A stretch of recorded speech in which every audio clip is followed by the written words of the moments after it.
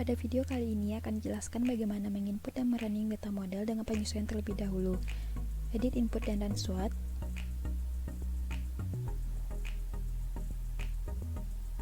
Kemudian open. Dan pilih no continue to editor apabila tidak dilakukan perubahan DAS. Pilih bagian edit SWOT, basin, codes untuk melakukan perubahan metode perhitungan potensial evapotranspirasi. Kemudian bagian method code potentiality, pilih Hagriaves method apabila kita hanya memiliki data temperatur, dan read it potentiality values apabila kita punya data potensial evapotranspirasi sendiri. Di bagian water routing method, terdiri dari dua jenis, kita bisa memilih Muskingum method. Kemudian beralih ke bagian channel, hydrology and sediment. Semua parameter di sini dapat kita ubah pada tiap channel.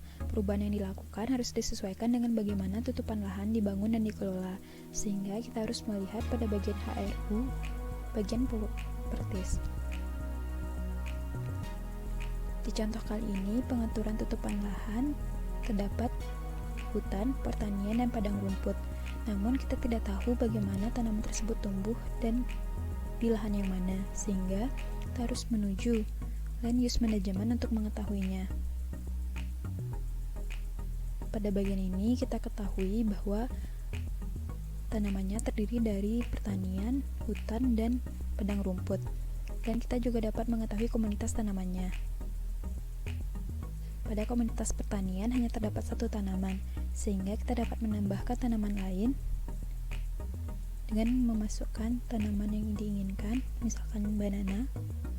Kemudian ganti land cover status menjadi yes, dan ganti semua nilai initial leaf area index sampai initial residue cover jadi suatu nilai tertentu. Simpan jika terdapat perubahan.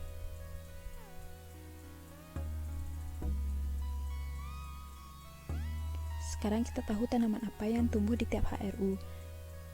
Untuk mengetahui tanggal tanam, tanggal panen, penggunaan fertilizer, dan semua aktivitas yang terjadi di lahan tersebut, kita dapat menuju manajemen schedule. Di sini hanya terdapat satu contoh daftar pengelolaan, sehingga untuk dapat menambahkan pengelolaan dapat digunakan dua metode operasi, secara langsung dan secara otomatis. Untuk secara langsung, klik edit, add an operation, pilih operasi yang diinginkan seperti menanam, memanen, dan lain-lain. Masukkan bulan dan tanggal penanaman sehingga dan tanaman yang digunakan. Simpan perubahan. Sementara untuk metode yang kedua, yaitu secara otomatis, pada decision table pilih misalkan irigasi dan klik add. Maka irigasi akan secara otomatis dimasukkan ke dalam daftar. Jika kita buka, kita akan dapat mengetahui irigasi akan terjadi apabila suatu kondisi terpenuhi.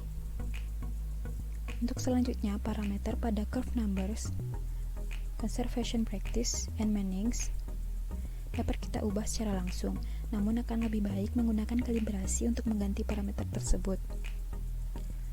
Setelah penggantian input model, maka kita dapat melakukan write SWOT dan input file ulang, run SWOT ulang, dan juga analyze output seperti yang telah dijelaskan seperti video sebelumnya. Terima kasih.